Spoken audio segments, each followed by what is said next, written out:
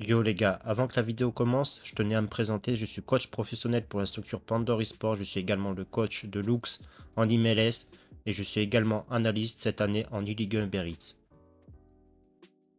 Le but de cette série, c'est très simple, c'est de vous faire progresser et de vous faire atteindre la division élite et faire en fut champion à travers différentes analyses qui vont vous aider à progresser sur FC24.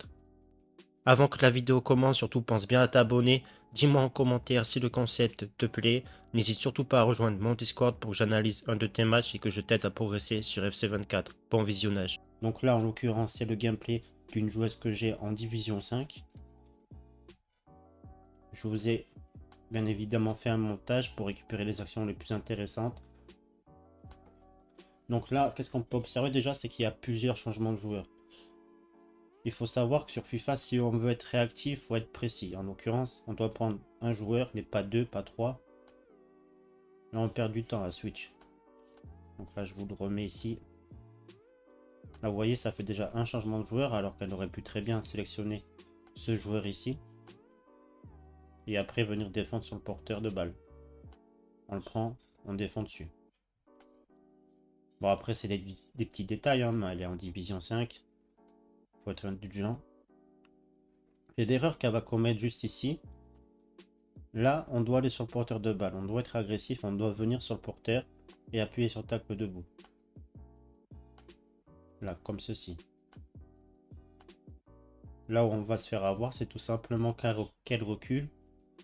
Là, à ce moment précis, on observe quoi? Il y a le latéral adverse qui fait son appel. Il fait partir dans la profondeur, il va prendre l'appel, tac. Il fait son appel. Donc, ce joueur-là, il va être en zone morte. Elle se fait éliminer. Donc là, on vient exécuter le pressing à 3. C'est quoi le pressing à 3? C'est tout simplement quand vous appuyez sur le double R1, vous allez voir, il y aura les flèches bleues juste ici. Donc les joueurs ici vont mieux se positionner dans la surface et ils vont être beaucoup plus au marquage. Malheureusement, c'est déjà fini pour ce joueur-là, hein, parce qu'il est largement derrière l'adversaire. Derrière, l'adversaire fait sa passe. Et là, franchement, s'il contrôle, ça fait but. Elle a eu de la chance, mais on a mal défendu pour le coup, clairement, dans la situation. À ce moment-là, on doit prendre le défenseur central ou le MC pour venir fermer l'axe. Donc on a une option, hein. Soit on prend cet MC-là et on vient fermer l'axe, soit on prend le défenseur central et on vient se positionner de cette manière ici, à bloquer les solutions de passe et à l'isoler. Donc derrière, on a pu le voir, hein, on se fait éliminer avec le latéral. Le surnombre de l'adversaire est à portée. Derrière, on défend mal, on n'est pas assez agressif. Donc là, la méta, c'est quoi? Faut savoir que ma joueuse ne sait pas dribbler à part faire le double contact. Ok? Donc, vous allez voir qu'avec le double contact pour changer de direction, c'est vraiment très fort dans cette situation. Là, boum, on peut le voir. Et là, elle utilise parfaitement ce que je lui ai appris. On vient prendre l'espace fond de ligne et on va essayer de venir chercher un escalier et trouver une passe en retrait. Comme ceci. Ok? Donc le but premier, c'est venir prendre l'espace fond de ligne et basculer en escalier, pas se prendre la tête. En division 5, ça suffit pour monter en division 4. Pour monter en division 3, c'est largement suffisant. Elle fait l'escalier parfaitement. Derrière, ça fait but. C'est bien joué. Pareil, autre situation. On prend toujours l'espace. Et on vient toujours prendre l'espace fond de ligne. Juste là. Et là, on observe quoi? Tout simplement, c'est qu'il y a plusieurs joueurs. Donc, ce qu'on va chercher à mettre en place, c'est l'escalier. Là, on avait une passe free qui pouvait se faire ici. Et après, on avait sûrement la passe en haut, même s'il y avait peut-être potentiellement hors-jeu. Mais il y avait le choix de l'escalier juste là. Elle temporise, on fait la passe en retrait. L'escalier est un peu forcé, c'est dommage. On récupère. Et là, l'erreur qu'elle va commettre, c'est qu'elle va vouloir se précipiter. Vous avez tendance à vous précipiter offensivement. C'est là où je vous dis généralement d'être beaucoup plus patient. C'est que là, on remarque quoi? Tout simplement, c'est qu'elle va faire sa passe à ce joueur ici. En sachant que le joueur de l'adversaire, pardon, est bien positionné dans l'intervalle. Donc si on lui fait la passe fatalement, il va mettre le pied automatiquement. Donc ce qu'il aurait fallu faire, c'est ressortir encore une fois et trouver un point d'appui dans l'axe. Donc là, en l'occurrence, On vient chercher notre joueur dans l'axe juste là. On lui fait la passe. Et on va essayer de trouver un jeu en triangle. Pourquoi en triangle? Tout simplement. On a notre joueur de départ ici. On trouve notre deuxième joueur. Et après, vous allez voir qu'automatiquement, nos joueurs en face, nos attaquants vont mieux se positionner. Donc ça veut dire que cet attaquant-là, notre BU, il va se positionner. Il va venir se positionner par là environ. Et exactement pareil depuis l'autre côté. Donc après, derrière, on aura plusieurs possibilités de passe. On pourra soit faire une passe en une, voire deux touches de balle sur notre attaquant qui sera revenu ici, parce qu'on pourra le faire venir en appuyant sur R1. Donc c'est important de maîtriser les appels manuels. Et pareil de ce côté-là.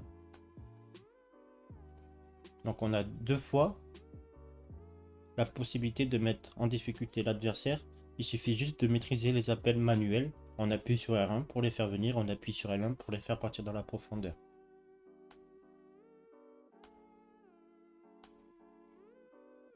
Donc on perd le ballon bêtement. Là c'est pareil, c'est une touche, on se précipite. Et là derrière, il n'y a rien qui va. On perd le ballon sur une touche, c'est vraiment interdit. Là on vient se jeter, on se jette encore une deuxième fois. C'est dommage parce que là elle a bien appuyé sur tacle debout. Et derrière contre-attaque et ça pardonne pas.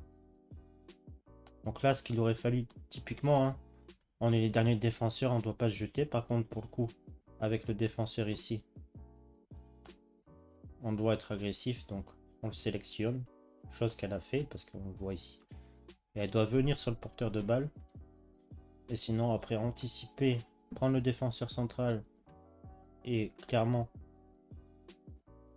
on choisit toujours l'option de l'agressivité. Donc on va sur le porteur de balle toujours parce que lui, qu'est-ce qu'il va faire l'adversaire? Il va lui faire la passe.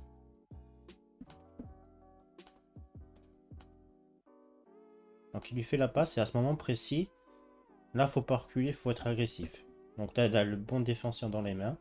Et qu'est-ce qu'on vient faire? On vient tout simplement sur le porteur de balle. On effectue un cadrage du porteur de balle avec L2, donc le grab, la lutte. Et on vient bien se positionner, on intervient avec tacle debout.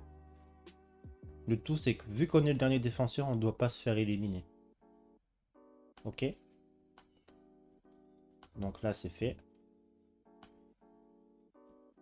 Là elle désélectionne son joueur alors qu'elle aurait dû garder le défenseur qu'elle avait dans les mains. Et là c'est 1 contre 2. Donc dans cette situation, qu'est-ce qu'on fait? Comment on est censé défendre? C'est tout simplement, on a notre défenseur là. Et on va venir courir droit au but. On va pas chercher à faire une course comme ceci. Non, non, non, parce que là derrière on est vachement éliminé. Tout ce qu'on est censé faire, c'est courir droit vers le but. Et on va l'isoler. Et au dernier moment, on fera le choix soit d'anticiper sur la passe dans l'axe qu'il va faire, ou soit de venir se positionner pour contrer sa frappe. Parce que l'adversaire, en courant comme ça, on force l'adversaire à continuer sa course. Parce que si l'adversaire choisit de courir comme ça, on va fatalement le recroiser dans l'axe. Et on sera bien positionné pour défendre dessus. Donc l'action ici, elle est intéressante les gars, pourquoi? Elle fait partir son attaquant dans la profondeur. Donc là on le voit, hein. L'attaquant ici il lève le bras, il va partir dans la profondeur, il va prendre l'espace. Et vous allez voir que c'est très fort. Derrière l'adversaire il défend mal, mais ça c'est un détail. Donc là elle prend l'espace entre les deux joueurs ici. Et c'est là où c'est intéressant, c'est parce que l'adversaire, lui, il contrôle son joueur ici. On le voit avec la flèche ici. Et vous allez voir l'animation du défenseur central. Il se fait littéralement aspirer. Là il est remonté tout seul, sans que l'adversaire lui a demandé. La passe dans le bon tempo. Et là il y a un face à face. Elle va louper. Donc qu'est-ce qu'elle est censée faire lors de ce face à face? À ce moment précis, avant qu'elle choisisse de frapper, le choix de frappe est précipité. On a deux options. L'adversaire il défend la passe. Et là on peut tirer. Donc c'est soit on décide de croiser et on effectue le timing finishing, en sachant qu'elle est en division 5, donc elle ne maîtrise pas forcément le timing finishing. Par contre, on peut venir prendre l'espace, avancer, éliminer le gardien avec un hit to heal, avec un ball roll, avec une frappe cancel. La frappe cancel, c'est quand même une mécanique qu'on peut travailler bien plus tard. Mais pour le coup, le hit to hit ou le ball roll, ça, elle maîtrise. Donc là, techniquement, on vient prendre l'espace ici. On vient se positionner par là. Le gardien, lui, il va s'avancer automatiquement. Nous, on avance. On fait le hit to hit. On prend l'espace. Donc le hit to hit, on le fait de ce côté-là. On prend l'espace. Le gardien glisse et on n'aura plus qu'à tirer et marquer parce qu'il n'y aura plus de gardien. Donc, lors de vos face à face, c'est important, les gars, de maîtriser le hit to hit, de maîtriser le ball roll, de maîtriser les frappes cancel parce que clairement, vous allez marquer beaucoup plus de buts et vous allez être beaucoup plus efficace lors de vos face à face. Donc ici, on vient se jeter. Regardez. Elle a pris le bon joueur, elle est allée sur le porteur de balle, mais qu'est-ce qu'elle n'a pas fait? Elle n'a pas appuyé sur tacle debout. Donc c'est vraiment important de prendre le bon joueur et d'appuyer sur tacle debout pour intervenir. C'est ce qui fait qu'elle est passée à travers, c'est ce qui fait que vous passez à travers, c'est ce qui fait que vous prenez des contres défavorables contre vous. Donc vraiment, les gars, défensivement, appuyez sur L2 et on appuie bien sur tacle debout, c'est important. Si vous sélectionnez le joueur et que vous vous mettez juste en opposition, ben derrière le joueur il va pas mettre le pied pour vous. Il n'y a pas de défense auto cette année. Toujours la même chose offensivement, le même circuit que vous allez chercher de mettre en place. On prend l'espace tout le temps fond de ligne. Donc l'espace fond de ligne, c'est cet espace-ci. Derrière, on avance et on essaie de trouver un escalier. Là, on observe quoi tout simplement? C'est qu'on a un joueur ici en place, un joueur là, et le joueur numéro 3 ici. Et derrière, on n'a plus qu'à basculer. Essayer de faire son escalier. Comme ceci. On fait notre escalier. Mince. Tac. On fait l'escalier. On coulisse. On n'a plus qu'à tirer après et marquer. Donc l'escalier c'est quoi? On part du côté et on repique dans l'axe en faisant l'extra passe.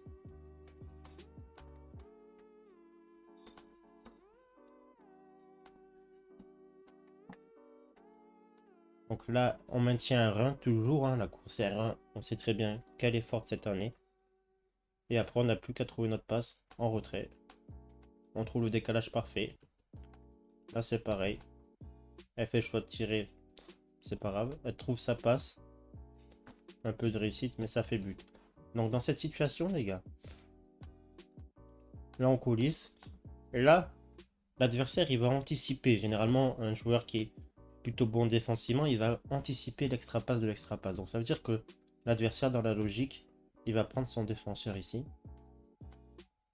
Et il va venir se positionner pour anticiper l'extra passe au joueur qui est tout seul ici. Donc nous, quand on trouve notre joueur ici, au lieu de s'orienter côté extérieur pour trouver un meilleur angle de passe, on va venir avancer premier poteau.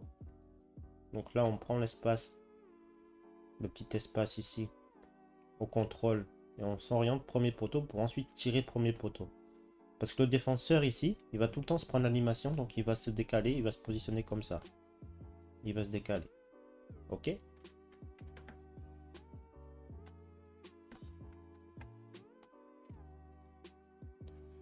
Donc on a la réussite qui fait que mais derrière on trouve cette passe et après on n'a plus qu'à tirer marqué.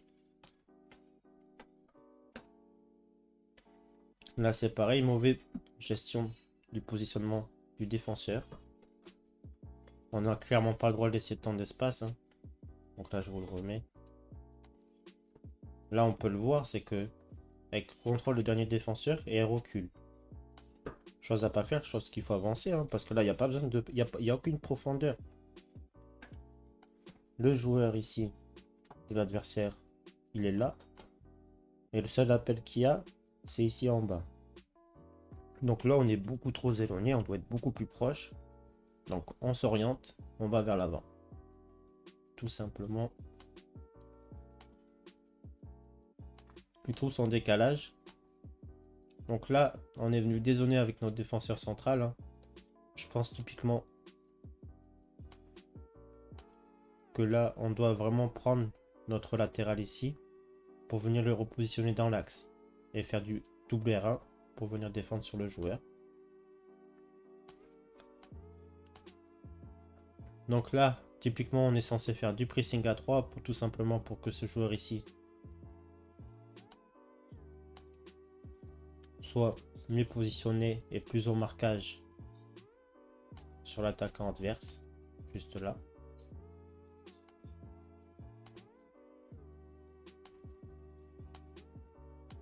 Il trouve sa passe. On défend mal. Et ça fait but. Là, typiquement, on est tout le temps censé prendre ce défenseur ici. Dans cette circonstance-là où on est battu avec le joueur ici, on prend le défenseur qu'on a dans l'axe et on vient se positionner dans la trajectoire de tir, tout simplement. Pour contrer le tir, ou si jamais l'adversaire décide de faire une extra passe, on sera mieux positionné pour défendre dessus. Là, en l'occurrence, il contrôle toujours ce joueur ici. Et derrière, il trouve sa passe, ça fait but.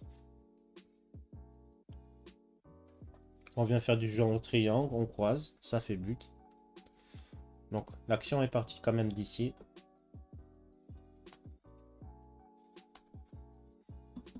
Donc là, elle vient mettre le jeu en triangle en place.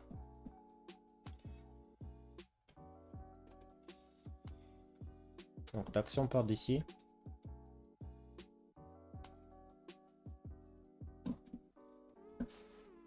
Là, elle vient mettre du jeu en triangle en place. L'action part de là. Elle trouve ce joueur ici. Et on va trouver un point de fixation dans l'axe où on n'aura plus qu'à tirer dans la profondeur. Donc on a notre triangle ici qui se forme. Comme ceci. Ok. Quand je dis jeu en triangle, c'est ça. Vous devez toujours chercher à faire du jeu en triangle. Surtout quand vous jouez en 4-3-2-1, c'est ultra important. Derrière le décalage est fait. Elle trouve sa passe, on contrôle, on s'oriente et on n'a plus qu'à croiser et marquer. Donc là, c'est très bien joué de sa part.